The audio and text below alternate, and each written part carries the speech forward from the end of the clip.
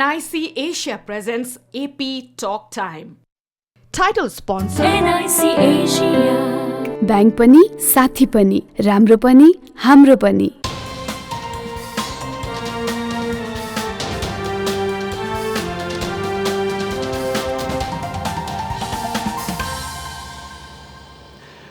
दर्शकवृन्द नमस्कार। AP talk टाइमको यो नयाँ अध्यायमा हार्दिक स्वागत छ। म मोहराज शर्मा। यति बेला हाम्रो घर आँगनमा बडा दशैँ छाइरहेको छ। बडा दशैँको रौनक छ। घर आँगन चुट्टा चौकामा दशैँको माहौल छ। हामीले अन्य समयमा त्रिभुवन विमानस्थलमा पुग्दा देश विदेश गइरहेको देख्छौँ, तर यो बेला विदेश दशैँ मनाउन गाउँ आइरहेको छ, देश आइरहेको अवस्था पनि हो। सबैतिर दशैँको उल्लास छ। दशैँको यो माहौलमा आज हामी बडा दशैँकै यसको शास्त्रीय मान्यता लगायत यसका थुप्रै आयाममा केन्द्रित रहेर हामीले संवाद गर्नेछौँ। अस्ति घटस्थापना आरम्भ भएदेखि नै देशभरका शक्तिपीठहरूमा माता दुर्गा भवानीका विभिन्न शक्ति स्वरूपको पूजा अर्चना उपासना भइरहेको छ। देशभरका शक्तिपीठहरूमा अहिले श्रद्धालुहरूको घुइँचो लागेको समय छ। आज हामी बडा दशैँ, नवरात्र, यससँग जोडिएका शास्त्रीय मान्यता अनि यसका अरू बहुआयाममा केन्द्रित रहेर हामी संवाद गर्दैछौँ। र हामीसँग हुनुहुन्छ डाक्टर वसुदेव कृष्ण शास्त्री, ज्योतिषाचार्य, विशेष गरेर उहाँ पूर्वीय दर्शनका अध्येता, संस्कृतिविद हुनुहुन्छ। सर, यहाँलाई स्वागत छ। धन्यवाद तपाईँलाई पनि। हामी अत्यन्तै मङ्गलमय समयमा छौँ। यतिखेर हामी यो नवरात्र अन्तर्गत माता दुर्गा भवानीका विभिन्न शक्ति स्वरूपको पूजा अर्चना गरिरहेका छौँ। बडा दशैँको यो असाध्यै उल्लासमय वातावरणमा छौँ। हामी विशेष गरी यो नवरात्रमा हामीले पूजा अर्चना गरिने शक्ति स्वरूपको बारेमा चर्चा गरौँ, त्यसबाट हामी प्रवेश गरौँ। हामीले प्रत्येक हुन त वर्षमा 2वटा नवरात्र हुन्छन् क्यारे। नवरात्र चारवटा नवरात्र, त्यसमध्ये यो आश्विन शुक्ल पक्षको नवरात्रलाई हामी बढी महत्त्व दिन्छौँ। हामीले नवरात्रको रूपमा चैत्रमा पनि मनाउने गर्छौँ। यो नवरात्र चारवटा मध्ये यो नवरात्रको खास महत्त्व र महिमा के हो गुरु? वास्तवमा धन्यवाद तपाईँले मोहराजी। यो वास्तवमा पूर्वीय दर्शन, सनातन दर्शन, वैदिक दर्शन, सनातन विभिन्न आयाममा यो 1,95,58,85,124 वर्षदेखि हामीले यो संस्कृतिको अभ्यास गरिरहेका छौँ। कालगणनाले हामीलाई लगभग हामी 2 अरब वर्षदेखि यो धरतीमा छौँ भन्छ। त्यो मानव जातिको उत्पत्ति कथा विभिन्न आयाम आए पनि वेदले त्यो ऋतम च सत्यं च भनेर त्यहाँबाट सुरु हुन्छ। ऋत र सत्य, र ऋत र सत्यको जुन सन्दर्भ छ र ऊर्जा र चेतनाको सम्बन्ध छ। यो नवरात्र पर्वमा 4वटा नवरात्र हुन्छन्। 4वटा प्रमुख नवरात्र। दुर्गा उपासना त प्रत्येक अष्टमीमा, चतुर्दशीमा, नवमीमा गर्ने विधान छँदैछ। तर विशेष गरेर शरदकालीन नवरात्र र वसन्तकालीन नवरात्र चाहिँ विशेष महत्त्व दिएको तन्त्रमा र पुराणमा पाइन्छ। शरद, यो अहिले शारदीय नवरात्र, शरद ऋतुमा भएको नवरात्र हो। यसलाई शारदीय नवरात्र भनिन्छ भने चैतमा शुक्ल पक्ष प्रतिपदादेखि दशमीसम्म मनाइनेलाई वसन्त नवरात्र भनिन्छ। त्यो वसन्त नवरात्र वासन्तिक हो, यो शारदीय हो। र शारदीय नवरात्रमा फुलहरू फुल्ने, कृषि खेतीपातीको धानका बालाहरू लहल झुल्ने र प्रकृतिसँग, प्रकृतिको जुन उच्चतम जुन हाँसो छ त्यो चाहिँ हामीले प्रत्यक्ष आभास हुन्छ प्रकृतिमा। र यादेवी सर्वभूतेषु प्रकृति रूपेण संस्थिता नमस्तस्यै नमस्तस्यै नमस्तस्यै नमो नमः। जो देवी चराचर जगतमा प्रकृति रूपले अवस्थित हुन्छ त्यस्ती भगवतीलाई नमस्कार छ भनेपछि प्रकृतिको जुन उल्लास छ, प्रकृतिको जुन स्पन्दन छ, त्यो स्पन्दन र उल्लास देखिन्छ। त्यस कारणले यो शारदीय नवरात्र विशेष प्रकारको भयो। वसन्त ऋतुको नवरात्र वसन्तको आगमनको जुन स्वागतको लागि गरिन्छ। त्यस शरदको स्वागत र वसन्तको स्वागत नै जोडिएको हुनाले देवी प्रकृति स्वरूपा हुनुहुन्छ। त्यस कारणले नि यो बडो विशेष महत्त्व छ 2टा नवरात्रको। अरू 2टा नवरात्र छन्। आषाढ शुक्ल पक्ष प्रतिपदादेखि दशमीलाई गुप्त नवरात्र भनिन्छ तन्त्रशास्त्रमा। अर्को कुरा, माघ महिनाको शुक्ल पक्ष प्रतिपदादेखि दशमीसम्मलाई जहाँ सरस्वती पूजा पर्छ हो, त्यो पञ्चमी तिथिमा नवरात्रको श्री पञ्चमी पर्छ, त्यसमा पनि नवरात्र चलिरहेको हुन्छ। माघ शुक्ल प्रतिपदादेखि दशमी, त्यो बिचमा श्री पञ्चमी पर्छ। त्यो श्री रतिकाम पूजा भन्ने हुन्छ। त्यो तन्त्रमा गुप्त छ। त्यो रतिकाम भनेको भव शक्ति विभिन्न आयाम छ। त्यसमा हामी फेरि त्यो अर्को चाहिँ अर्को सन्दर्भमा हामी जाउँला। त्यस कारण दुईवटा नवरात्र गुप्त छन्, त्यो तन्त्र उपासकहरूले त्यसको प्र्याक्टिस प्रयोग गर्छन् भने यो जनसमुदायले चाहिँ दुईवटा नवरात्रलाई महत्त्व दिएर हामी यो दसैँ मनाइरहेका छौँ। तपाईँले असाध्यै मिठो शब्द प्रयोग गर्नुभयो, प्रकृतिको उच्चतम हाँसो हुने समय, उल्लास। एक हिसाबले यसलाई थुप्रै आयाममा हामीले व्याख्या गर्न सक्छौँ। अब असार रोपेका किसानहरूको धान फुल्ने बेला, अब अन्न भित्राउने समयको त्यो पूर्व सन्ध्या पूर्वान्न समयको समय, त्यो खेतको बाली हेरेर पनि किसान त्यसै हर्षित हुने बेला होइन, प्रकृतिले एक हिसाबले त्यो पुष्पको बहार दिने बेला, असाध्यै सुन्दर समय, शारदीय समय, यही समयमा हामीले दसैँ भन्ने बित्तिकै त्यो प्रकृतिले पनि हामीलाई त्यो भित्रैबाट त्यो उत्सवमय बनाइरहेको हुन्छ। हामीले अस्ति घटस्थापनादेखि शक्ति स्वरूपका विभिन्न स्वरूपहरूको महिमा गान पूजा अर्चना दैनिक वन्दना गरिरहेका छौँ। यो नवरात्रमा मनाइने अथवा नवरात्रमा हामीले पूजा अर्चना गरिने देवी भगवतीका यी पृथक स्वरूपहरूको महिमा र अर्थ के हो? वास्तवमा प्रथमम शैलपुत्री च द्वितीयम ब्रह्मचारिणी तृतीयम चन्द्रघण्टेति कुष्माण्डेति चतुर्थकम पञ्चमम स्कन्दमातेति षष्ठम कात्यायनीति च सप्तमम कालरात्रिति महागौरीति च अष्टमम नवमम सिद्धिदात्री च। यो ठ्याक्कै 9वटा रूप भयो। भगवती जगदम्बा चराचर जगतमा जति पनि पदार्थ छन् त्यो भगवानको अंश हो। प्रकृतिको सारा चेतना र ऊर्जा, शिव र शक्तिको जुन अन्तर्घुलन छ, शिव र शक्तिको सन्तुलन, त्यसकारणले भगवती शक्ति ऊर्जा हो र चेतना र ऊर्जाको सारा छ। या देवी सर्वभूतेषु चेतनाको स्वरूपमा हुनुहुन्छ, ऊर्जाको रूपमा हुनुहुन्छ, प्रज्ञाको बुद्धिको हुनुहुन्छ भनेदेखि उहाँको एउटा स्वरूप प्रथमम शैलपुत्री चाहिँ घटस्थापनाको पहिलो दिन शैलपुत्री भगवतीको पूजा गर्यो। शैल भने हिमालय, शैल भने हिमालयकी पुत्री, शैल भने हिमालय शैल भनिन्छ। द्वितीयम ब्रह्मचारिणी, दोस्रो दिन भगवती ब्रह्मचारिणीको पूजा गरिन्छ। पृथक पृथक जुन पूजा गर्ने विधान छ, पहिलो दिन त दियो कलश गणेश पूजा गरियो, त्यसको साथसाथै त्यहाँ चाहिँ नवग्रह मातृकाहरूको पूजा गरेर घटस्थापना गरियो, घटस्थापना कलश स्थापना गरियो। त्यसपछि नव अङ्कुर जमराहरूलाई राखियो घटस्थापनाको दिन। त्यो दिन अलिक विशेष पूजा हुन्छ। शुभ साइतमा घटस्थापना गरिसकेपछि सारा कुलदेवताहरूलाई, देवी देवतालाई उपासना गरेर शैलपुत्री भगवतीलाई आह्वान गरियो। त्यो हिमालयमा बस्ने हे भगवती शैलपुत्री, तपाईँलाई म आह्वान गर्छु, तपाईँलाई म सम्पूर्ण रूपले विभिन्न प्रकारका सामग्री अर्पण गर्छु, तपाईँले मलाई कल्याण गर्नुहोस् भनेर नमो देव्यै महादेव्यै शिवाय सततम नमः भनेर त्यसरी प्रार्थना गरियो। है दोस्रो दिन जब शैलपुत्री पछि द्वितीयम ब्रह्मचारिणी, दोस्रो दिन भगवती ब्रह्मचारिणी देवीको पूजा गरियो। त्यो पूजाको विधानमा भगवती ब्रह्मचारिणी ब्रह्मतेज 10,000 वर्षसम्म नारी शक्तिले तपस्या गरेर मात्र त्यो कन्दमूल जरा फलफुल मात्र खाएर 10,000 वर्ष तपस्या गर्नुभयो। त्यो चाहिँ प्राज्ञिक चेतनाको त्यो स्थिति हो। त्यसरी ब्रह्मचारिणीले पनि त्यो तप गर्नुभयो, ब्रह्मचर्य प्राप्त गर्यो। अहिले पनि भन्छ निष्ठा र ब्रह्मचर्यकी भगवती ब्रह्मचारिणीको त्यो दिव्य स्वरूप छ। त्यसको व्याख्या लामो हुन जाला। प्रथम शैलपुत्री, तृतीयम चन्द्रघण्टेति, चन्द्रघण्टा एउटा असुरले भयङ्कर ठुलो कष्ट दिन थालेपछि चन्द्रघण्टा भगवतीले विशाल घण्टानाद गर्नुभयो, त्यो असुरहरू भागरे भाग भयो भनेर चन्द्रघण्टा भगवतीको वर्णन आयो। यसरी क्रमशः आउँदाखेरि 9 दिन 9वटा दुर्गाहरूको भिन्न भिन्न स्वरूप छ। कुष्माण्डेति चतुर्थकम, भगवती कुष्माण्डा भनेर चतुर्थीको दिन कुष्माण्डा भगवतीको पूजा गरिन्छ। तिनले चराचर जगतमा अकाल पर्यो, अनिकाल पर्यो, अनि कुष्माण्डाको आविष्कार गरेर सारा चराचरलाई पुष्ट गर्नु हो भन्ने विधान आयो। त्यो अन्नको उत्पादनको सम्बन्ध छ त्यहाँ। त्यसपछि कुष्माण्ड पञ्चमम स्कन्दमाते, स्कन्द माता भनेको भगवान कार्तिकेयकी आमा, स्कन्द कुमार भनिन्छ, मुर्गन भनिन्छ, कुमार भनिन्छ, कार्तिकेय भनिन्छ, स्कन्द भनिन्छ, सबै के हो भने स्कन्दकी माता। भनेपछि भगवती त्यो एउटा स्वरूप, भगवती माता पार्वतीको एउटा स्वरूप हो स्कन्द माता। र आकाशमा 6वटा ताराको समूहले जुन चलायमान चम्किलो तारा छ त्यसलाई स्कन्द भनिन्छ।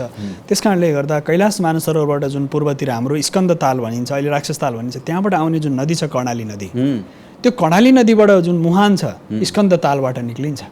त्यस कारणले ती स्कन्दकी आमा भगवती पञ्चम स्कन्दमाते, षष्ठम कात्यायनीति छ, षष्ठीको दिन भगवती कात्यायनीको पूजा। कात्यायनी कस्ती हुनुहुन्छ भने कात्य ऋषिले बडो घनघोर तपस्या गर्नु र भन्नुभयो भगवती महामाया तपाईँ मेरो घरमा आएर बास गरिदिनुहोस्, म तपाईँले छोरीको रूपमा म तपाईँलाई चाहन्छु भन्दाखेरि कात्यायन ऋषिले भन्नुभयो, भगवती महामाया प्रकट हुनुभयो र भन्नुभयो ऋषि तिमी त अर्को जन्ममा अर्को मनमन्तरमा म तिम्रो घरमा तिमी गृहस्थ हुनेछौ, तिम्रो घरमा म छोरीको रूपमा जन्मनेछु भनेर भगवती महामायाले भन्नुभयो। त्यसपछि फेरि कात्यायन ऋषिको घरमा जन्मेकी हुनाले भगवती कात्यायनी नाम पर्यो। जसको विवाह भएको छैन, कन्याहरूको विवाह हुँदैन, विवाह विलम्ब हुन्छ, वैवाहिक जीवनमा समस्या छ भने कात्यायनीको पूजा गर्यो भने त्यो सारा समस्या समाधान हुन्छ भनियो। षष्ठम कात्यायन, सप्तमम कालरात्रि। भगवती सप्तमीकी भगवती देवी कालरात्रि हुनुहुन्छ। त्यो कालरात्रि यादेवी, त्यो यति शक्ति र कालकी ऊर्जाको चेतनाको स्थिति हो भगवती कालरात्रि। त्यो कालरात्रिलाई काली काली महाकाली कालिके पापहारिणी, धर्म मोक्ष प्रदे देवी गुह्य काली नमस्तुते भद्रकाली नमस्तुते भनेर स्तुति गरिएको छ। त्यस कारणले काल भनेको अन्धकार पनि हो, समय पनि हो। त्यस कारणले त्यो कालरात्रि भगवतीको सप्तमीको रात्रि पूजा गरिन्छ। कहीँ कहीँ अष्टमीको रात्रिको विधान छ। सप्तमम काल महागौरी ती अष्टमम, साक्षात् भगवान गौरा र गौरी हुन्छ नि। गौरा र गौर भनेको भगवान शिव, गौरी भनेको गौरा र गौरीको जुन सन्दर्भ छ, पार्वती र शिव गौरी भनेर भनिन्छ अष्टमी। र नवमीको दिन सारा चेतनाको सिद्धि प्राप्त गर्ने सिद्धिदात्री गरेर 9 दिनको यो पूजा यसरी भयो। अब दशमीको दिनको जुन पूजा छ त्यहाँ अपराजिता भगवतीको पूजा गरिन्छ। अपराजिता भन्ने एउटा चाहिँ फुल हुन्छ, निलो फुल छ, त्यो ल्याएर भगवतीलाई अर्पण गरेर अपराजिताको पूजा गरिन्छ दशमीको दिन। त्यसपछि हामीले अपराजिताको पूजा गरेपछि विजया दशमीको टीका लगाइन्छ हामी दशमीसम्म। त्यसपछि फेरि 5 दिनको विधान छ। त्यो 5 दिनसम्म आफन्त भेटघाट गर्ने, चाडबाड मनाउने, साथसाथै पूर्णिमाको दिन कोजागर्त पूर्णिमा भगवती महालक्ष्मीको पूजा गरेर कोजागर्त पूर्णिमाको दिन गरेर सम्पूर्ण यो दुर्गा पक्ष 15 दिनको पक्ष, 15 दिन यो चाहिँ दुर्गा पक्ष भनिन्छ, शक्ति पक्ष पनि भनिन्छ, तन्त्र पक्ष पनि भनिन्छ, उपासना पक्ष भनिन्छ। भिन्न भिन्न नामहरू छन्, तर यो दुर्गा पक्ष भनियो। यो पक्षमा भगवती दुर्गाको 15 दिन उपासना गरिन्छ। त्यस कारणले यो पक्ष नि आफै पनि दैवीमय छ। दैविक कृपा बिना चराचर जगतमा केही सम्भव छैन। त्यस कारणले त्यो दुर्गाका यी 9वटा भिन्न भिन्न स्वरूपका बारे हामीले सारांशमा चर्चा गऱ्यौँ अहिले। मातृशक्तिको पूजन भनौँ न, एक हिसाबले हाम्रो शास्त्रीय परम्परामा, हाम्रो शास्त्रीय माने, हाम्रा धर्मशास्त्र, हाम्रा वैदिक हाम्रा कोषहरूमा पनि मातृशक्तिको पूजन अथवा मातृशक्तिको आह्वान निकै विशद रूपमा छ कि? यस्तो छ, अब यो वैदिक तान्त्रिक आगम र निगम दुईटा यात्रा छ। आगम भनेको पुरै तन्त्र हो। नेपाल चाहिँ विगत 15 देखि 20 हजार वर्षदेखि तन्त्रको अभ्यास गरेको भूमि हो। नेपाल चाहिँ तान्त्रिक भूमि हो भनेर भनिन्छ। त्यसमा आगमको भूमि हो नेपाल, र निगम भनेको वेदलाई भनिन्छ। ऋग यजुर साम वेदलाई निगमको परम्परा। र आगममा पनि कौल भनेर भनिन्छ, कापाली कौर भएर विभिन्न आयामहरू छन्। यसमा पनि यो तन्त्रको भूमि भएको हुनाले नेपालमा चाहिँ यो बलिको विधान, यो साधनाको विधान, यो सारा विधानहरू छ। यहाँ पञ्च अहङ्कार, काम क्रोध लोभ मोह मद मात्सर्यको प्रतीक शरीर हो, त्यसको बलि चढाउ अर्पण गर। र विषय छाग भनेको एउटा पशुबन्ध गरेको पशुलाई त्यो पशु योनिबाट मुक्त गरे भनेर बलि। यो सारा आयामहरू छन्, त्यसबारेमा हामी फेरि चर्चा गरौँला। तर विषय चाहिँ के हो भने यहाँ यो नेपालको जुन परम्परा छ तन्त्र परम्परा हो, आगम परम्परा हो। पछिल्लो समय धेरै गहिरो जब अनुसन्धान गरेँ मैले यहाँ यो नेपालको भूगोलको बारेमा, एक एक कण कणमा यहाँ चाहिँ शक्तिको स्पन्दन हुन्छ, यहाँ ऊर्जाको स्पन्दन हुन्छ। ध्यान र योगमा बस्दाखेरि तपाईँको पछिल्लो समय म पुरा युरोप अमेरिकातिर थिएँ, चैत्र नवरात्रमा उतै थिएँ म।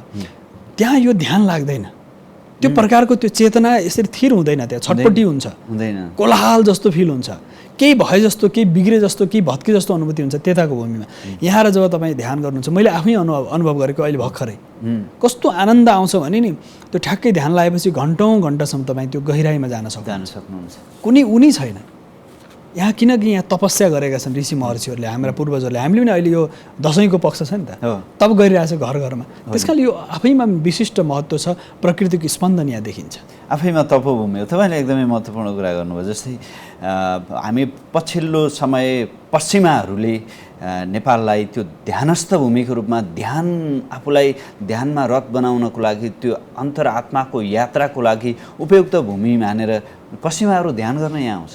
होइन, एकदम तपाईँले धेरै अहिले सूचना छन्। केही दिन पहिले अक्सफोर्ड युनिभर्सिटीका 25 जना प्रोफेसरहरू आउनुभएको थियो यहाँ नेपालमा। उहाँहरूले पशुपतिको आरतीमा, हामी सन्ध्याकालीन आरती गर्छौँ, त्यहाँ आरतीमा लिएर आए उहाँहरूलाई, र उहाँले आरती देखाएर उहाँ यसरी मन्त्रमुग्ध हुने प्रोफेसर रिसर्चरहरू। उहाँ मल्लकालीन, लिच्छवीकालीन र अहिले वर्तमान अवस्थामा नेपालको जुन टेक्स्ट अहिले संसारमा सबैभन्दा प्राचीन रूपमा पाएको ग्रन्थ नि अहिले नासाले पनि पुष्टि गर्यो, सबैले पुष्टि गर्यो अहिले, त्यो ऋग्वेद हो। ऋग्वेद पहिलो धरतीमा पहिलो चाहिँ लेखिएको ग्रन्थ, ऋग यजुर साम अथर्व। त्यो भूमि नेपाल हो, तपोभूमि नेपाल, ज्ञान भूमि नेपाल। र जति पनि संसार महापुरुषहरूले आएर नेपालमा तपस्या गर्नुभएको छ। किन धरतीको सबभन्दा अग्लो ठाउँ हो यो र ब्रह्माण्डसँग सबभन्दा नजिक छ यो।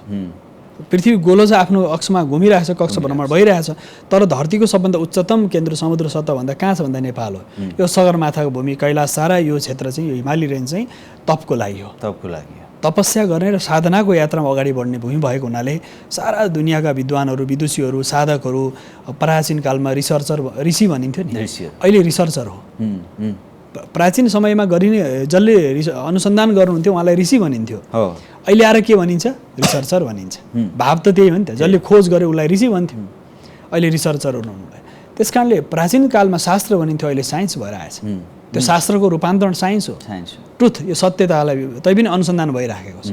त्यस कारणले यो यात्रा जुन ध्यानको यात्रा, योगको यात्रा र तपको यात्रा नै भूमि हो नेपाल। त्यस कारणले पाशुपत क्षेत्रको भूमि हो, भौतिक गुहेकालीको भूमि हो, सिद्धि र साधनाको तपोभूमि हो यो। कस्तो राम्रो शब्द दिनु, सिद्धि र साधनाको भूमि हो। कस्तो हामीले यस्ता विभिन्न सन्दर्भमा हामीले तपाईँ जस्ता विज्ञजनहरूसँग हामीले संवाद गर्ने गर्छौँ। आखिर हाम्रो सार यही हुन्छ, हाम्रो यो क्षेत्र आफैमा एउटा ऊर्जाशील, आफैमा एउटा ऊर्जामय, हामीले एउटा जुन अन्तर्मनको यात्रा अथवा त्यो खोज गरिरहेका हुन्छौँ नि, त्यसलाई त्यो प्राप्तिको लागि एउटा असाध्यै पवित्र र पावन भूमि मानिन्छ। त्यसो त हाम्रो यो वर्षभरि नै यो वा त्यो ढङ्गबाट विभिन्न सन्दर्भ जोडिएका धार्मिक पर्वहरू छन्। हरेक दिन खोज्यो भने खोज्दै जाने हो भने विभिन्न पर्वहरू जोडिएकै हुन्छन्। ती पर्वहरूले पनि हामीलाई एउटा एकाकार बनाउने काम गरिरहेकै हुन्छ। वर्षभरि नै सर्वाधिक भनौँ न धेरै पर्वहरू, उत्सवहरू, हामीले सबै कुरालाई चाहिँ त्यसलाई उत्सवमय बनाइरहेका छौँ र त्यो परम्परा अन्तर्गतको यो हाम्रो वैदिक परम्परा हो। हामी असाध्यै महत्त्वपूर्ण समयमा छौँ। यो नवरात्र चलिरहेको छ, बडा दशैँको यो समय, माहौल, सन्दर्भ छ। अगाडि तपाईँसँग मैले ठ्याक्कै जोड्न खोजेको थिएँ, ऊर्जा र चेतको कुरा गर्नुभएको थियो तपाईँले। जति पनि हामीले यो क्षेत्रको यो महिमा, यो वैभव, यो विषयको कुरा गऱ्यौँ नि, अनि आस्था र यो अदृश्य शक्ति बीचको सम्बन्ध के हुन्छ? जस्तै हामीले यो नवरात्रभरि माता दुर्गा भवानीको पूजा अर्चना गरिरहेका छौँ। बडा दशैँमा हामीले टिका लगाउँछौँ, टिकाको छुट्टै महत्त्व र महिमा छ। त्यसपछिको 5 दिन हामीले त्यसैलाई उत्सव बनाउँछौँ, होइन? यो आस्था र अनि यो ऊर्जा भन्नुभयो नि, होइन? यो दैवी ऊर्जा अनि आस्था, यो बीचको सम्बन्ध र दूरी के हो? वास्तवमा अष्टधा प्रकृति भनेर भनिन्छ। प्रकृति भनेको 8 प्रकारको आयामले स्पन्दनले प्रकृति भनिन्छ। प्रकृति भनेको के हो भन्दाखेरि प्रकृति पृथ्वी, जल, तेज, वायु, आकाश, यो 5 तत्त्व, मन, बुद्धि र चैतन्यता नै यो प्रकृति हो। 8 वटा आयामलाई प्रकृति भनिन्छ। यो 8 वटा प्रकृतिको स्पन्दन नै भगवतीको स्वरूपमा हामी परिभाषित पुष्ट हुन्छ। भगवती शक्ति जुन दुर्गा शक्ति छन्, दुर्गा शक्ति यो सारा शक्तिको एकीकृत स्वरूप नै दुर्गा हो भनिन्छ। सारा एकीकृत स्वरूप। महिषासुर मर्दिनी रक्तबीजलाई वध गर्ने भनेको यो चेतनाको स्थिति, आसुरी चेतनालाई दमन गर्ने। 3 खालको चेतना मानिसभित्र रहन्छ। तपाईँ सात्विक चेतना, तामसिक चेतना र राजसिक चेतना हुन्छ मानिसमा। तामसिक चेतना भनेको त्यो भैँसीको जस्तो चेतना, त्यो तामसिक चेतना। उसले मात्र युद्ध, क्रोध, अशान्ति, झगडा, झन्झट, लडाइँ, फन्दा फसाद मात्रै हो। त्यो चेतना भनेको चाहिँ तामसिक चेतना। र त्यो त्यसमा बोकाको प्रतीक छ, भैँसीको राँगाको प्रतीक छ, कुखुराको प्रतीक छ, हाँसको प्रतीक छ, साथसाथै भिन्न भिन्न प्रकारको पशुहरूकामा त्यो चेतना देखिन्छ। त्यो पशु भन्ने त पशु भावमा छ। त्यो तामसिक चेतनाबाट जब माथि उठ्छ ऊ राजसिक चेतनामा आउँछ। राजसिक चेतनामा आएपछि मानिसको चेतनाभित्र मनुष्य छ तर उसको भैँसी जस्तो स्वभाव पनि हुन्छ नि कसैमा। त्यो चेतनाले उसलाई त्यो त्यता डोराइरहेको हुन्छ। त्यसका साथसाथै अब तामसिकबाट राजसिक चेतनामा आउँदाखेरि विश्वको कल्याण, विश्व बन्धुत्व, व्यवस्थापन को विषयमा चिन्तन गर्यो। त्यो सात्विक चेतनामा जाँदाखेरि त ऊ सम्पूर्ण विश्व बन्धुत्व, विश्व कल्याण र विश्व सम्पूर्ण कामना रहित मन, कुनै वासना रहित मन, त्यो चेतनामा जाने यात्रा हो यो नवरात्र। तपाईँको हाम्रो यात्रा जुन आध्यात्मिक ऊर्जाको यात्रा क्रमशः हाम्रो शरीरभित्रको जुन कुण्डलिनी 114वटा कुण्डलिनी शक्तिहरू हाम्रो शरीरमा छ, 7वटा यो चक्रहरू छन् शरीरमा, तर मूल चक्र 100 उपचक्र गरे 112वटा चक्र शरीरमा छन्। चेतनाको केन्द्रहरू, आँखा झिम्काउने चेतना, कानले सुन्ने चेतना, नाकबाट सुँघिने चेतना, यो गरेर सबै जोड्दाखेरि 112वटा चेतनाको केन्द्रहरू हुन्छन्। त्यो फिजिकल देखिन्न तर त्यो केन्द्र शरीरभित्र छ र त्यो सम्पूर्ण चेतना त्यो भयो र त्यसभित्रलाई ऊर्जा दिनु पर्यो नि त। त्यसलाई जसरी अहिले बत्ती बलिरहेको छ त्यसलाई चलायमान गर्ने चाहिँ के चाहियो? एनर्जी चाहिएन, ऊर्जा चाहियो। कुनै पदार्थ भएन, ठोस चिज भएर भएन, त्यसलाई चलाउने जुन शक्ति छ त्यो चाहिँ भगवती महामाया हुनुहुन्छ। त्यो महामायाले त्यो पदार्थलाई चलायमान गरिरहेछ। एउटा बल्ब छ, एउटा मोबाइल सेट छ, तर त्यहाँ ऊर्जा छ, ऊर्जाले त्यसलाई चलायमान गरेर हाम्रो शरीरमा पृथ्वी, जल, तेज, वायु, आकाश 5 तत्त्वले बनेको शरीर छ, मन छ, बुद्धि छ र जीवन्तता छ, तर त्यसलाई चलाउने अर्को एउटा शक्ति छ, त्यो आत्मा शक्ति छ, त्यो चैतन्य छ, त्यसले गतिशील बनाउँछ हामीभित्र। र यो शक्ति महामायाको शक्तिले चराचर जगत चाहिँ जसरी हामी शिव भन्छौँ नि, शिव भन्दाखेरि इकार हटाइदिनुहोस् त के हुन्छ? सब बन्छ। सीको इकार हटाउँदाखेरि के लेख्दाखेरि पनि शिव लेख्दाखेरि इकार हटाउँदा ई भनेको एनर्जी, एनर्जी हटाए के सब भयो। कुनै पनि विषयमा हामीभित्र यदि चेतना छैन, ऊर्जा छैन, अल्बर्ट आइन्स्टाइनले पत्ता लगाएको यही दर्शनबाट हो, E=mc², मासको भ्यालोसिटीको कुरा। एनर्जीको जुन भ्यालोसिटी छ, ऊर्जा छ, त्यसरी चेतनालाई ठोसलाई पनि चलाउन सक्ने सामर्थ्य चाहिँ के छ? ऊर्जामा छ। भनेपछि फोन, यो सारा आधुनिक जुन आविष्कारको स्रोत त्यही E=mc² हो। त्यसकारणले सारा वैदिक वाङ्मयले त्यो ऊर्जा र चेतनाको विषय गर्यो। र बाहिरी रूपमा जुन भगवतीका भिन्न भिन्न स्वरूपहरू हामी देख्छौँ, यो त सिम्बोलिक प्रतीक हो। आस्था तपाईँको बढोस् त्यहाँ। अघि हजुरले आस्था भन्नुभयो नि, भगवतीको 18वटा हात छन्, 16वटा हात छन्, अथवा 4वटा हात छन्, विभिन्न आयुधहरू छन्। त्यो भनेको के भने तपाईँको आस्था त्यतातिर लाग्नको लागि हो। यो आरम्भिक कर्मकाण्डको पहिलो आयाम हो यो। त्यसपछि जब तपाईँ कर्मकाण्डबाट माथि उठ्नुहुन्छ, तपाईँ ज्ञान काण्डमा प्रवेश गर्नुहुन्छ। यो संसारलाई ज्ञान दिनको लागि सारा भगवतीका आयुधहरू, महिषासुरको वध, यो रक्तबिदको वध, यो नवरात्रको अनुष्ठान, पूजा भनेको मानिसलाई एउटा प्राज्ञिक चेतनामा, सात्विक चेतनाको यात्रा हो। तसर्थ यति गहिरेर यो आउँछ यो भावहरू कि जब मानिस भगवतीको महामायाको अनुष्ठान उपासना गर्न थाल्छन्, त्यसपछि उसको यात्रा अगाडि बढ्दै जान्छ। त्यसपछि ऊ यो मूर्तिबाट ऊ माथि उठ्छ। मूर्ति पूजाबाट ऊ माथि उठ्ने नै हो। त्यहाँबाट तपाईँको चेतनाको स्थिति जब कर्मकाण्डबाट, वेदमा 1 लाख मन्त्रहरू छन्, 4 वेदमा 80,000 मन्त्रहरू कर्मकाण्ड प्रधान छन्, अनि त्यसपछि 16,000 मन्त्रहरू चाहिँ ज्ञान प्रधान छन्, उपासना प्रधान छन्, र 4,000 मन्त्र मात्र ज्ञान प्रधान छन्। पहिलो कर्मकाण्ड, त्यसपछि उपासना काण्ड, त्यसपछि ज्ञान काण्ड। यसकारणले 4वटा अध्यायहरू, भिन्न भिन्न आयामहरू, 3टा आयामहरू छन्। त्योभन्दा माथि पनि यो छ। त्यसकारणले यो जुन उपासनाको पद्धति हो, मूर्ति पूजाको पद्धति हो, यो आरम्भिक रूपमा हाम्रो जीवनलाई अगाडि बढाउने हो कर्मकाण्ड। त्यसपछि जब माथि उठिन्छ, भगवती महामायाको दिव्य कृपा हुन्छ, त्यसपछि ऊ माथि उठ्यो, ज्ञानमा प्रवेश गर्यो, ज्ञानबाट चेतनामा, त्यसपछि सांसारिक पदार्थहरूबाट ऊ मुक्त भएर उसको चेतना परम चेतनामा विलिन हुन्छ, दिव्य चेतनामा प्रवेश हुन्छ, दिव्य लोक प्राप्त हुन्छ। भनेपछि यो आयाम हो दुर्गा उपासनाको। प्रवृत्त गराउनको लागि हैन, त्यो बाटोमा प्रवृत्त गराउने मूल आधार चाहिँ उपासना हैन। जस्तै हामीले हाम्रो पूर्वीय दर्शन अनि हाम्रा यी मान्यताहरूको अन्तर सम्बन्धको अलि बढी गहिरो गरी व्याख्या गऱ्यौँ कि अलि चिन्तन, अलि दर्शनमा केन्द्रित भयौँ। आम मानिस, आम नागरिकहरूको बुझाइमा हैन, आम नागरिकहरूको बुझाइमा शक्ति स्वरूपा अनि हाम्रो पर्व परम्पराहरू अनि हाम्रो जीवनशैलीमा यसले कसरी प्रभाव पार्छ? वास्तवमा जसरी दसैँ आयो, हट्यो सारा हिलो मैलो, हरायो पानीको वर्षा, भवानीको भयो पूजा, चल्यो आनन्दको चर्चा। क्या गजब आनन्द छ नि। लेखनाथ पौडेलजीले लेख्नुभयो होइन, हट्यो सारा हिलो मैलो भनेर भन्नुभयो। हिलो मैलो हट्दैछ, अहिले भर्खर बाढी आयो, सबै कति भयो, तर बिस्तारै हिलो मैलो हट्छ, मौसम बिस्तारै परिवर्तन हुँदै जाँदैछ। त यो प्राकृतिक विनाशको लीला हामीले देख्यौँ। यो त्यही प्रकृति कुपित हुँदाखेरि यो लीला ताण्डव नृत्य देख्यौँ हामी, प्रकृतिको ताण्डव देख्यौँ हामीले। फेरि प्रकृतिमा के छ, हिलो मैलो हट्दै हट्दै गएपछि उत्साह उमङ्गका साथ मनाइन्छ। दसैँमा मूलभूत सैद्धान्तिक आम समाजको कुरा गर्नुभयो, दसैँमा रङको प्रयोग छ। घर रङ्ग्याउने, सेतो रङले, रातो रङले, पहेँलो रङले रङ्ग्याउने एउटा घर रङ्ग्याउने एउटा क्रम हो पहाडी जो हाम्रो ग्रामीण जीवन भेगमा। दोस्रोको पिङ खेल्ने क्रम हो, यो दसैँको महत्त्वपूर्ण। त्यसपछि शस्त्र अस्त्रको पूजा, हात हतियारको पूजा हो, वाहनको पूजा हो। त्यसका साथसाथै आम समाजले गर्ने भनेको यी सारा प्रयोगहरू हुन्। आस्था र विश्वास र निष्ठा र समर्पण पनि छ त्यहाँ। समर्पण। त्यस कारणले भगवतीप्रति लक्षित गरेर समर्पित गरेको भाव हुनेले त अवश्य पनि भगवती कृपा प्राप्त हुनुहुन्छ भन्ने दृढ विश्वास पनि छ। त्यो निष्ठा हो।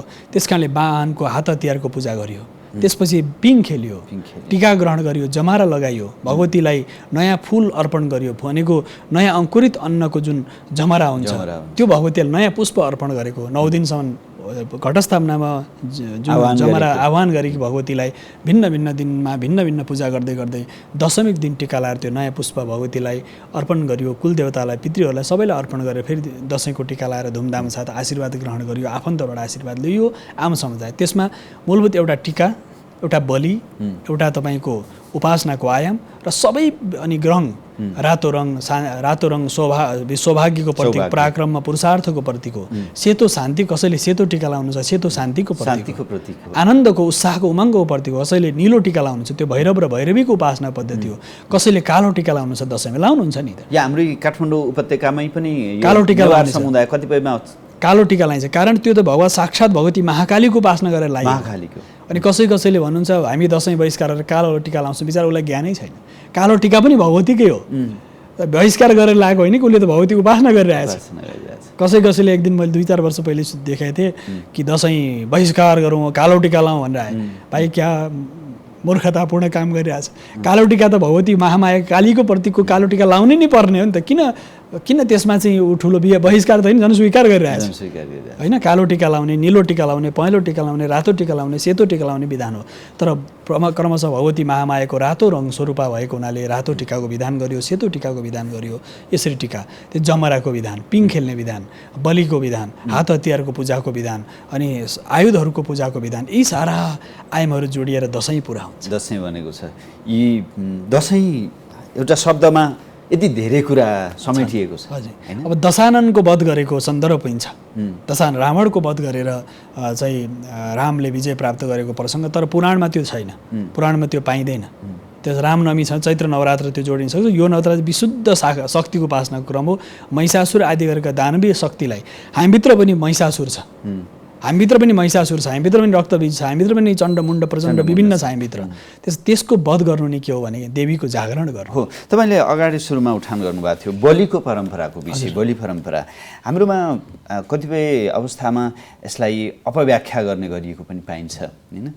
जस्तै बलि मन्दिरहरूमा गयो, एक हिसाबले एकातिर रगतको खोलो बगिरहेको हुन्छ हैन। त्यो देख्दाखेरि मानिसहरूलाई के साँच्चै भगवतीले, जसलाई हामीले आमा मान्छौँ होइन, हामीले माता भन्छौँ, आमा भन्छौँ, आमाले के आफ्ना सन्तानको बलि चाहन्छन् त भन्ने प्रश्नहरू गर्ने गर्छन् होइन। यो बलि परम्परा अनि यसलाई कसरी लिने?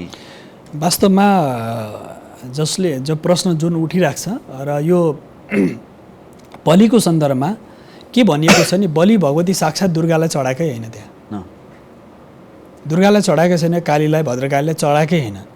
भूत प्रेत पिशाच डाकिनी साकिनी बेताल यी आदि गरेका देवीका जुन गणहरू हुन्छन्, देवीका गणहरूले बलि प्राप्त गर्छन्। त्यो वैतालिक शक्तिले गण त्यो चाहिँ बलि लिन्छ। भगवती दुर्गालाई लक्षित गरेर बलि चढाएकै छैन। त्यहाँ त तपाईँको धूपदीप नैवेद्य फुल आदिले गरिन्छ। भगवतीसँग वरिपरि जुन गण छ नि, जस्तै सेनापति हुनुहुन्छ र सिपाहीहरू छन्, भगवतीसँग त गणहरू छन्। ती गणहरूलाई बलि चढाइन्छ, गणहरूलाई सन्तुष्टिको लागि, गणको पुष्टिको लागि बलि चढाइन्छ। बलि चढाउनुपर्छ, बलि चढाउनुपर्छ। बलिको विरोध जसले गर्छ भने यो सनातन संस्कृतिको विरोध हुन्छ। वेदमा जसले बलि छैन भन्छन् त्यो गलत भनिरहेको छ। वेदमा बलिको विधान भनेको आगममा छ कि तन्त्रमा छ। वैदिक ग्रन्थ मूर्ति वैदिक मूल मन्त्रहरूमा बलिको विधानै होइन, यो आगम हो। के भयो भने यो आगम र वेद एकैपल्ट अभ्यास गरिँदै गयो। तन्त्रले मानिस जब आदियुगमा थियो उसले चाहिँ मांसाहार गर्थ्यो नि त, मासुको पिण्ड दिने विधान भेटिन्छ। मासुको पिण्ड दिने भने चाहिँ अनौठो लाग्दैन भने। जुन समय मानिस जस्तो अवस्थामा थियो आदिकालदेखि उसले त्यो परम्पराबाट आएर बलि भनेको राज्यको पुष्टिको लागि बलि चढाउनुपर्छ। सैनिकहरूको सुरक्षाको लागि र सैनिकहरूको वृत्ति भरणको लागि पनि बलि चढाउनु, उनीहरू सामर्थ्य वृद्धिको लागि बलि चढाउनुपर्छ। हात हतियारको पूजा गर्नु भनेको के हो त, भगवतीसँग भएका जुन आयुधहरू छन् त्यो आयुध राख्ने। त्यस कारणले बलि शास्त्र सम्मत छ, बलिको विरोध गर्ने उपयुक्त देखिँदैन। कि आगम हो, तन्त्रमा बलिको विधान प्रष्ट वर्णन गरिएको छ। जसले बलिको विधान गर्दैन भनेर भनिन्छ त्यो उनीहरूलाई वैकल्पिक उपाय पनि शास्त्रले बताएको छ। नारिवलको बलि, केराको अथवा घिरुम्लाको, लौकाको, कुबिन्डो, कुष्माण्ड बलिको विधानै छ तन्त्रमा। त्यस कारणले गर्दाखेरि रुचि नाम वैचित्र्य दृजुकुटिल नाना पथजुसाम भनेर भनिएको छ। तपाईँको रुचि केमा छ? तपाईँ तान्त्रिक उपासनामा रुचि छ, तन्त्र विधान अनुसार पूजा गर्नुहोस् भगवतीको। तपाईँ सात्विक उपासनाको विधान गर्नुहुन्छ, सात्विक विधान उपासना केही पनि नगर्ने, बलि भयो भनेर हात पाखुरा सुर्केर उफ्रिने, त्यो बडा गलत हो। के उसलाई सोध्नुहोस्, कुनै पनि एउटा मन्त्र ऋग्वेदको जसले बलि हुँदैन भन्छ, हुन्छ भन्छ, विरोध गर्छन्, 5वटा मन्त्र बताइदिनुहोस् न त बलिसँग सम्बन्धित भनेर भने उसले एउटा शब्द पनि बोल्न आउँदैन, थाहा छैन। तर यसको गहिराई रहस्य नबुझेर अहिले बलिको विरोध गरिरहेका छन्। तर म के भन्छु भने तपाईँ शाकाहार मांसाहार हुने हिन्दू सनातन धर्म कति छुट दिएको छ। तपाईँ शाकाहारी पनि हुन सक्नुहुन्छ, तपाईँ मांसाहारी पनि हुन सक्नुहुन्छ। शाकाहारी मांसाहारी भन्दा अझै अलिक के आएको छ अहिले नयाँ आएको छ भेगन, त्यो पनि हुन सक्नुहुन्छ नि तपाईँ। त्यस कारणले गर्दा शाकाहारी मांसाहारीभन्दा माथि पनि उठ्न सक्नुहुन्छ। त्यस कारणले तपाईँको रुचि केमा छ? रुचि अनुसार बलि दिएर पूजा गर्नुहोस् अथवा सात्विक पूजा गर्नुहोस् या तामसिक पूजा गर्नुहोस्, तपाईँले स्वतन्त्र। हिन्दू सनातनले दियो। तपाईँलाई पशु बलि प्रति मोह छैन अथवा पशु बलि तपाईँलाई स्वीकार्य छैन भने अरू कुष्माण्ड बलि गर्नुहोस्, नारियल बलि गर्नुहोस् होइन, आफ्नो रोजाइ होइन छुट। तपाईँ हिँड्ने बाटो स्वतन्त्र छ। सनातन हिन्दू धर्मले यति देवता 33 प्रकार देवता किन बतायो भन्दाखेरि तपाईँको रुचि के छ? एउटा आम मान्छेको स्वतन्त्रता रुचिसँग जोडिएको धर्म हो यो। अनि जस्तै यसमा यो पञ्चबली अगाडि हामीले कुरा गऱ्यौँ। पञ्चबली तपाईँले भन्नुभयो यो पञ्चबलीलाई चाहिँ यो आफूभित्रको रिस राग अहङ्कार यो मद मात्सर्य यसको प्रतीक हो। यसलाई त्यो बलि भनेको यसबाट मुक्त हुनु अथवा यो चढाउनु, यसबाट आफू मुक्त हुनु चढाउनु हो भनेर पनि कतिपय व्याख्या गर्छ। यो सनातन हिन्दू धर्मको दुईटा आयामहरू छ, एउटा जीवन पद्धति, एउटा दार्शनिक पक्ष। एउटा दार्शनिक पक्षले तपाईँभित्र रहेको काम क्रोध लोभ मोह मद मात्सर्यको भागलाई तपाईँ अर्पण गर्नुहोस् मन्दिरमा गएर भन्यो, यो दार्शनिक पक्ष हो। दार्शनिक पक्ष हो। अब जीवन पद्धतिको पक्षमा तपाईँ चाहिँ गृहस्थ हुनुहुन्छ, कृषक हुनुहुन्छ, र तपाईँ साधक हुनुहुन्छ, राज्यको सञ्चालन गर्नुहुन्छ भने तपाईँ के हुनुहुन्छ भन्दाखेरि तपाईँले बलि चढाउनुहोस्। आगम विधि अनुसार तन्त्र अनुसार त्यो उसमा चाहिँ बाँधिएको युपमा भनेको त्यो हजुरको मौलोमा बाँधिएको युप भन्छ, मौलोलाई भनिन्छ। मौलोमा बाँधिएको पशुलाई चाहिँ तपाईँले पशु योनिबाट मुक्त गरिदिनुहोस्। भगवतीको त्यो त्यहाँ चाहिँ मन्त्र सुनाइन्छ, गायत्री मन्त्र सुनाइन्छ। त्यो पशुलाई बलि गर्ने बेला त्यसलाई पूजा गरिन्छ र गायत्री मन्त्र कानमा सुनाइ तिमी विभिन्न कर्मको कारणबाट तिमी पशु योनिमा आयौ, तिमी अब यहाँबाट मुक्त भयौ, पशु योनिबाट मुक्त भएर तिमी यो देव योनिमा प्राप्त गर, मनुष्य योनिमा तिमी जाऊ, तिमी यहाँबाट मुक्त हो भनेर प्रार्थना गरिन्छ। पशुलाई प्रार्थना गरिन्छ, त्यहाँ जल छर्केर प्रार्थना गरिन्छ। त्यहाँ बडा मन्त्र छ, विधि छ, बलिको व्यवस्थित विधि छ, आगम तन्त्रमा छ। त्यसपछि तिमी पशु योनिमा तिम्रो विभिन्न जन्मका संस्कार कर्म कुकर्मले तिमी पशु योनिमा आएर बस्यौ। छाग भनेको त्यो बोकालाई भनियो, भैँसीलाई भनियो। तपाईँको त्यहाँ चाहिँ जङ्गली सुँगुर भनेर भनिन्छ, त्यो आउँछ, बँदेल भनिन्छ नि जुन जङ्गल, त्यसको पनि बलिको विधान गर्छ त्यहाँ। त्यस कारणले त्यो अवस्थामा तिमी छौ, तिमी यो पशु योनिबाट तिमी मुक्त हो। फेरि कसैले कुतर्क गर्छन्, त्यसो तिम्रो परिवारमा कोही छ त्यसलाई मुक्त गर्नलाई त बलि चढाऊ, त्यो होइन नि त।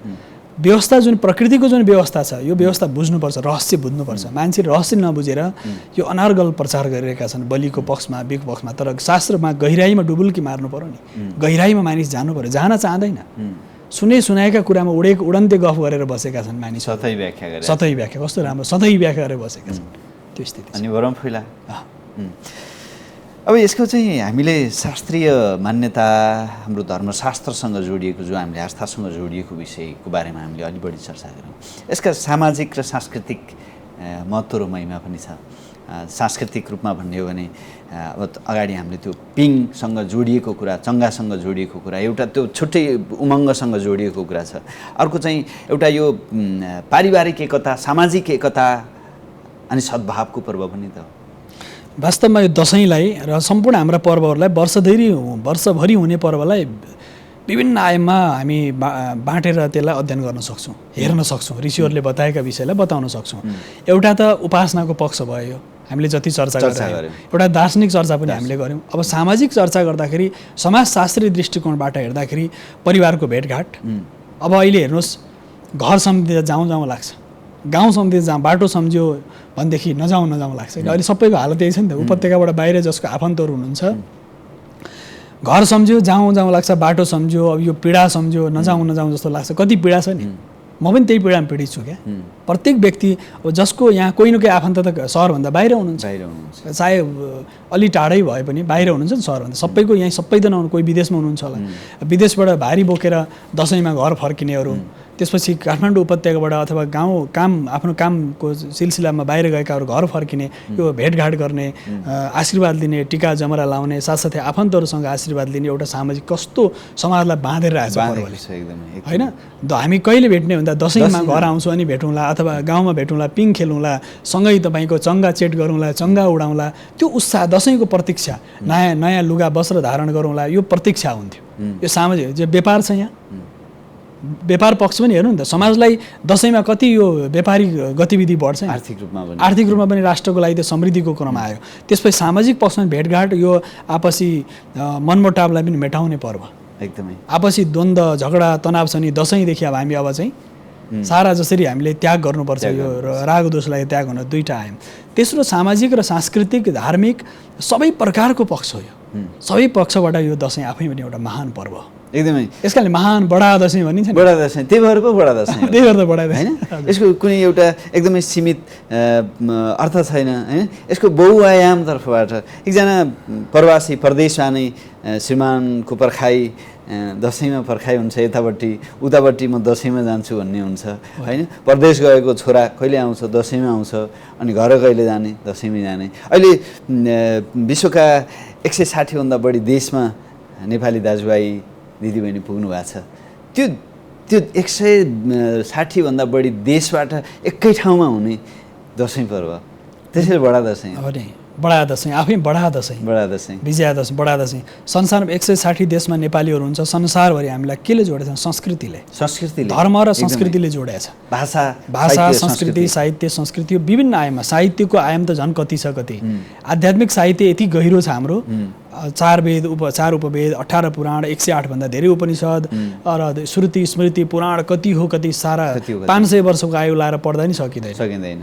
हामीसँग त्यति धेरै अथाह सागर छ यसमा। त्यो एउटा पक्ष। दोस्रो पक्ष सारा आयामहरू यसमा भयो। त्यसैखेरि संसारभरि आज जुन दसैँको रौनक छ, तीजको रौनक, दसैँको रौनक, होलीको रौनक अनि तिहारको रौनक, र विशेष गरेर यो आफै पनि हेर्नुहोस् कति वैज्ञानिक र कति सनातन हाम्रो पर्व भनेर होइन। आजका संसारका वैज्ञानिकहरू पनि, अनुसन्धाताहरू पनि हाम्रो प्रकृति र हाम्रो प्रकृतिप्रतिको मेल र हाम्रो पारिवारिक बनावटलाई देखेर उनीहरू बडा मन्त्रमुग्ध हुन्छन्। पाश्चात्य जगतका विद्वानहरू आज हाम्रो जुन पारिवारिक मेलको कारण के भन्दा चाडपर्व भन्ने उनीहरूले निष्कर्ष निकाले। यिनीहरूको फेस्टिभल चाहिँ यिनीहरूको चाहिँ मेलको कारण रहेछ भन्ने उनीहरूले पत्ताले। सामूहिक परिवार द्वन्द्व तनावबाट निक्लिने। हेर्नु न, बिहान उठेर पूजा गर्यो, डिप्रेसन कहिले हुन्छ? बिहान शङ्ख बजाएको छ, घण्ट बजाएको छ, मन्त्र पढेको छ, योग गरेको छ, पुरा शरीरमा चाहिँ यम नियम आसनमा बसेको छ, सदाचारमा निष्ठ छ, विश्वास छ, भगवती महामायाले ठिक गर्नुहुन्छ भने विश्वास छ। डिप्रेसन हुने, एन्जाइटी हुने मान्छेलाई मैले धेरैजनालाई दिनभरि काम गरेको छ, आफ्नो कर्मठ काम गरेको छ, साँझ आरती गरेको छ, त्यो आनन्द कति छ अनि उत्सव हो, उत्सव पनि हो नि त। उत्साह र उत्सव जोडिएको छ, प्रेम र आनन्द जोडिएको छ, र सद्भाव र कल्याण र मैत्री र करुणा पनि जोडिएको छ। विश्व बन्धुत्व, हाम्रो वसुदैव कुटुम्बकम, हाम्रो विश्व बन्धुत्वको एउटा सूत्रधार पनि त हाम्रो परम्परा। वाह, कस्तो वास्तवमा हो नि। फेरि यत्र नार्यास्तु पूज्यन्ते रमन्ते तत्र देवता, जहाँ नारी शक्तिको पूजा हुन्छ भनेर सबैभन्दा धेरै आज सनातन संस्कृतिमा देवीहरूको पूजा हुन्छ। यत्र नार्यास्तु पूज्यन्ते रमन्ते तत्र देवता, त्यहाँ नारीको शक्तिको पूजा छ। त्यहाँ काली, तारा, छिन्नमस्ता, धुमावती, भुवनेश्वरी, महामाया, भद्रकाली, उग्रतारा, योगिनी, भिन्न भिन्न। र नेपाल चाहिँ के हो भने, मैले पछिल्लोसँग एउटा अनुसन्धान गरेको थिएँ, शिवशक्ति सर्किट भनेर। यो यो दिव्य विषय छ, शिवशक्ति सर्किट। नेपाललाई जोड्ने भनेको शिवशक्ति सर्किटले रहेछ। मेचीदेखि महाकालीसम्म, तराईदेखि पहाडसम्म एउटा मैले अहिले ग्रन्थ पनि निकालेको छु, शिवशक्ति सर्किट भनेर। र त्यो शिवशक्ति सर्किट चाहिँ कस्तो रहेछ भने, शिव र शक्ति पीठहरू अत्यन्त धेरै रहेछन्। नारायण पीठ छ, यो शालिग्राम पाइने, सबैलाई जोड्ने चाहिँ शिव र शक्तिको केन्द्र छ। पूर्वको पाथिभारादेखि लिएर पश्चिमको बडीमालिकासम्मको यात्रा जाँदाखेरि, तपाईँ पूर्णागिरीदेखि लिएर तपाईँको हिमाली भेगसम्म जाँदाखेरि केले जोड्दो रहेछ नेपाल भन्दा? शिव र शक्तिले जोड्छ। त्यो एकाकार छ। भगवान् पशुपतिनाथको उत्तरपट्टिको मुखलाई भनिन्छ वामदेव, अर्धनारीश्वर। त्यो शिव र शक्तिको मूल केन्द्र नै अर्धनारीश्वर, त्यो वामदेव स्वरूप भनिन्छ, अर्धनारीश्वर भगवान् शिव। त्यस कारणले शिव र शक्तिको सामूहिक रूपमा शिव शक्ति सङ्गम तन्त्रमा भनिएको छ। यो भूमि चाहिँ शैव तन्त्रमा भनिएको छ। यो भूमिमा गरेका प्रत्येक सानाभन्दा साना उपासना क्रमले पनि त्यसलाई परम दिव्य भाव दिन्छ भनेर भनिएको छ। त्यस कारणले यो नवरात्र र बडा दशैंको सन्दर्भ त कति आयामबाट व्याख्या गर्दै नि पुग्दैन। सकिन्छ। यसमा अब हामी उत्तरार्धमा छौँ। बडा दशैं हामी 9 दिन शक्ति स्वरूपाको पूजा अर्चना गर्छौँ, उपासना गर्छौँ, आह्वान गर्छौँ, वन्दना गर्छौँ हैन। यसका अरू थुप्रै आयाम छन्। प्रकृतिले त्यस्तै त्यो खुसीको वर्षा गराउने समय। अनि त्यस पछाडि हामी बडा दशैंको दिन मान्यजनबाट टीका जमरा ग्रहण गर्छौँ। त्यसपछि 5 दिन त्यो क्रम निरन्तर रहनेछ।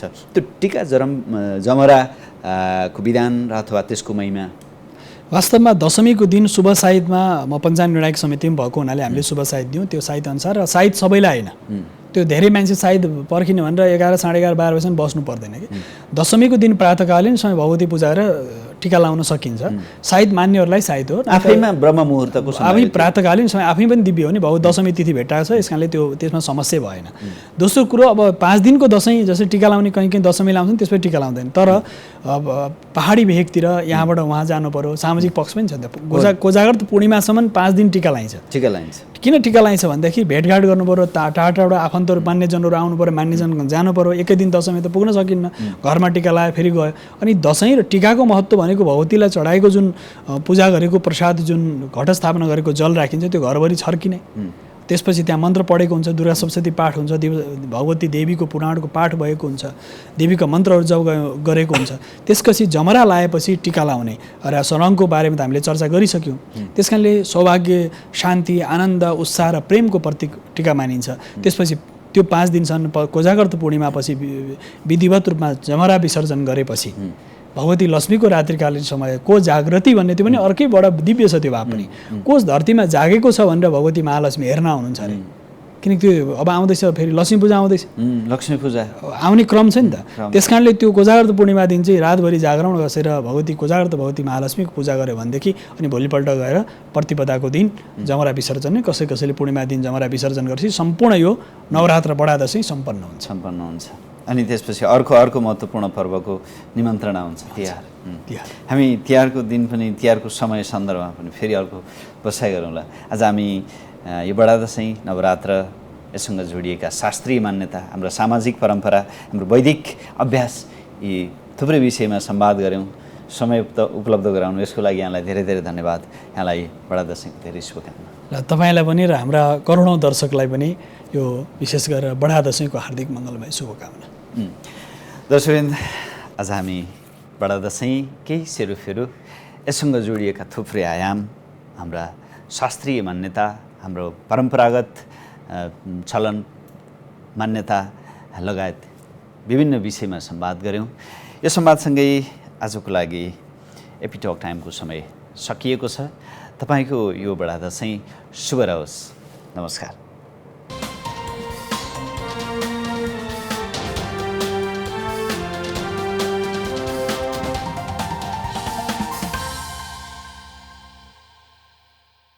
NIC Asia presents AP Talk Time.